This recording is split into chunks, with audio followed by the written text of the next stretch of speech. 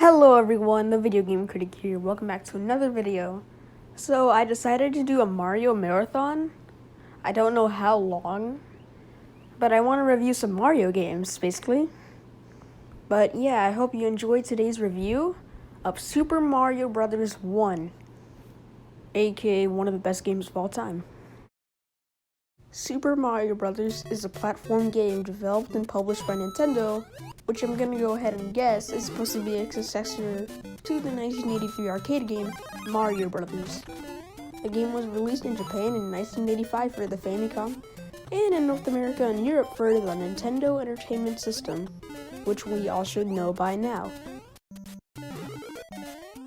Fun fact, I still have my original copy and it's sitting on my shelf right now. And it came with Duck Hunt. So, yeah, that's pretty cool. The players control Mario, unless you're in multiplayer, then the other player controls Luigi. As they travel through the Mushroom Kingdom to save Princess Toadstool, who is also now known as Peach, from the King Koopa himself, Bowser. Also, this game was the first to introduce the power-ups, such as the Fire Flower, the Starman, and the 1-Up Mushroom. Super Mario Bros. Is frequently cited as one of the best video games of all time, with praise on its precise controls. It's one of the best-selling video games of all time as well, with more than 40 million copies sold worldwide. It used to be the best-selling video game of all time until Tetris, Minecraft, and stuff like that came in. Thank you all for watching. Make sure to like, subscribe, and all of that good stuff, because it really helps me a lot. And I'll see you guys next time for Super Mario Bros. 2. Before we start this short review, I just wanted to point out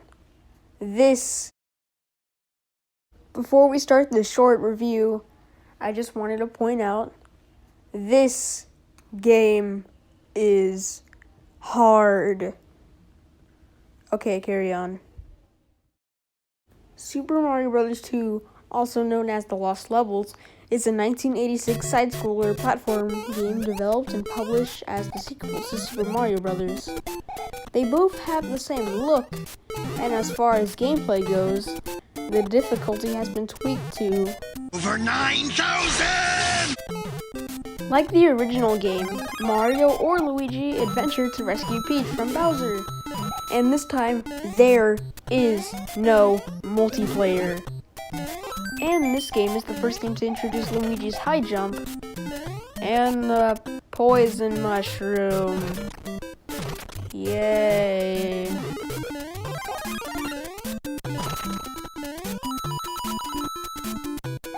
The game has 32 levels across 8 worlds, and 5 bonus worlds that have 4 levels in them.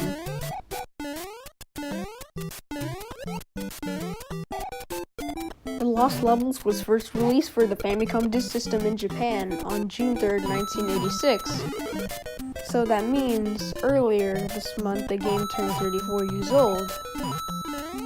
The game has also been remade in Super Mario All-Stars, and it's on Virtual Console on 3DS and Wii U. Rest in peace, Wii Sub channel. And is now also on Nintendo Switch Online.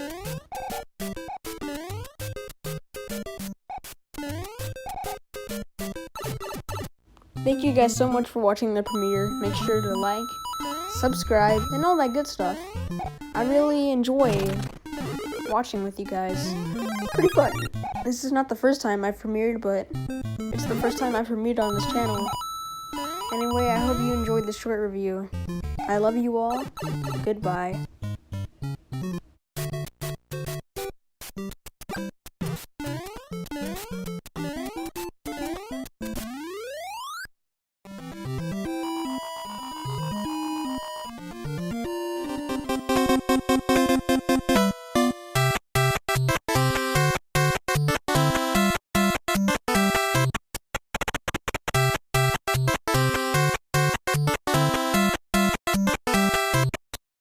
I would like to give a shout out to the Maestros because he hit 200 subscribers. Congratulations. Anyway, today we are going to be reviewing a game called Super Mario Bros. 2, only released for the Nintendo Entertainment System, and then later in Japan, renamed as Super Mario USA. So, let's go ahead and get to it. Super Mario Bros. 2 is a side-scrolling platform game developed and published by Nintendo for the NES on October 1988. The team at Nintendo were working on a game for the Famicom Disk System since Nintendo knew that their Mario 2, The Lost Levels, was too frustrating for players, and that Yumi Kojo Doki Doki Panic was similar to a Mario game. They made an agreement that they were going to swap the Dream Factory characters with Mario characters, and without further ado, kaboom! Super Mario Bros. 2 was born! Wait, if Super Mario Bros. 2 is the same game as Yumi Kojo Doki Doki Panic, then does that mean it's a ripoff? Nah, I'm just over-exaggerating. That can't be true. Right? Am I right? So the story of the game is that Mario has a dream of a staircase leading to a door to another world. A voice identifies the world as the dreamland of Subcon and asks Mario for help in defeating the villainous frog named Mort. Speaking of which, we have new enemies. The new enemies in this game are Pazer, Pokey, Flurry, Ostro, who is also now known as Birdo, Fry Guy, and another Birdo, Spark, and the two other bosses in the game, Mauser and Triclide. Also, I just wanted to point out that to kill enemies in this game, you have to pick up vegetables from the ground and throw them at the enemies, and then they die. Vegetables are bad for you kids. With Wart defeated, I really hope you enjoyed today's video. Make sure to like, subscribe, tell me what game you want me to review, and I will gladly review it for you. This game was very fun to play, except I love Super Mario Bros. 3 more than I love 2, but don't get me wrong, 2 is still fun. And anyway, I will see you guys next time for Super Mario Bros. 3. Maybe. Till then, goodbye.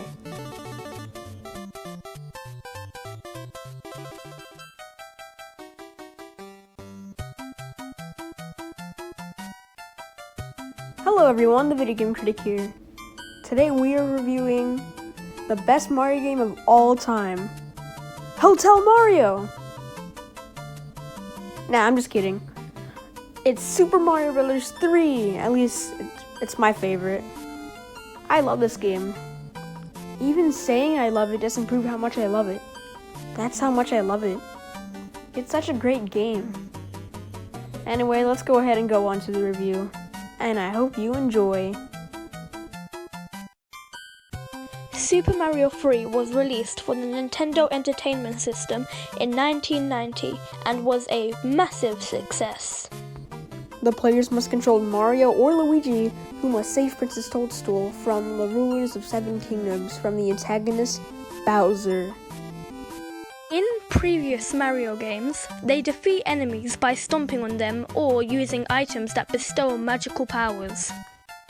They also have new abilities in this game, such as flight or sliding down slopes.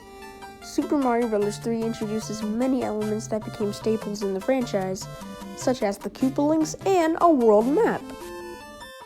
And the way I got this game was that my mom was working and I was at my grandma's house in Dallas, and when she came back, she got me a copy of Super Mario Bros. 3 along with Donkey Kong Land 3, which I might play for my gaming channel.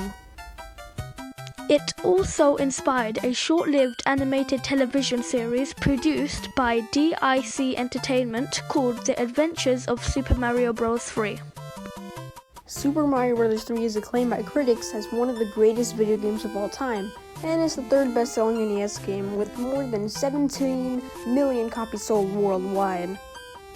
And if you want to check this game out, I recommend the Super Mario All-Stars version on the Super Nintendo, and it has better controls and better graphics. Or you could just get Super Mario Advance 4, which is basically the same game, but on the Game Boy Advance and it's on the go. But it's also on the Wii U Virtual Console, so you can check that out as well. But I do recommend the original because the original's fun. The worlds in this game include Grassland, Desert Land, Waterland, Giant Land, Skyland, Iceland, Pipeland, and the final world in the game, Darkland, where you go to take on Bowser himself. And there's also new power-ups in this game too, such as the hammer suit, the frog suit, the tanuki suit, and that's all the power-ups. It certainly has more power-ups than Super Mario World, but I still love Super Mario World for what it is. Super Mario Bros. 3 was so successful that the TVs raised hype for its release with commercials. McDonald's had Super Mario Bros. 3 toys, and they were promotions to get the game for free. And there was a strategy guide released by Nintendo. This was the bomb back then, and to me it still is. The names of the Koopalings are Iggy, Ludwig, Wendy, Lemmy, Morton, and Larry.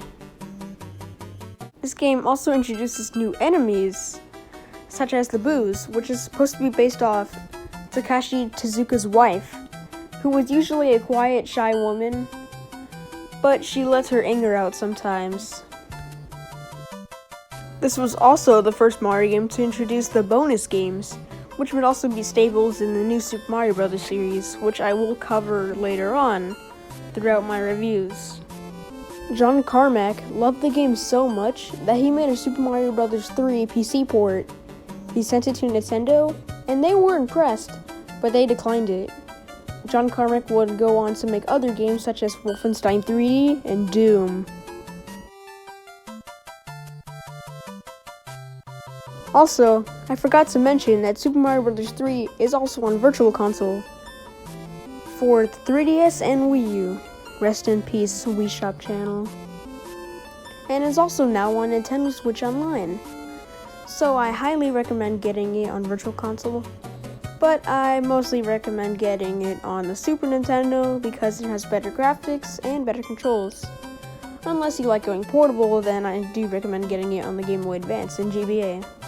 The Game Boy Advance version, it has new levels with the e-reader, so that means more content into that. But the Super Mario Advance 4 port is basically the same as All-Stars, but with more content. Anyway, like I was saying, I'm getting off topic. I hope you enjoyed today's video. Make sure to like, subscribe, all that good stuff, just like I said earlier. Yeah, yada yada yada yada yada. Goodbye. So I will see you all very soon on my verdict and review and retrospective on Super Mario World, aka everyone's favorite, but that's a debate between Super Mario Bros. 3 and Super Mario Bros. World, because they're both great games. Goodbye.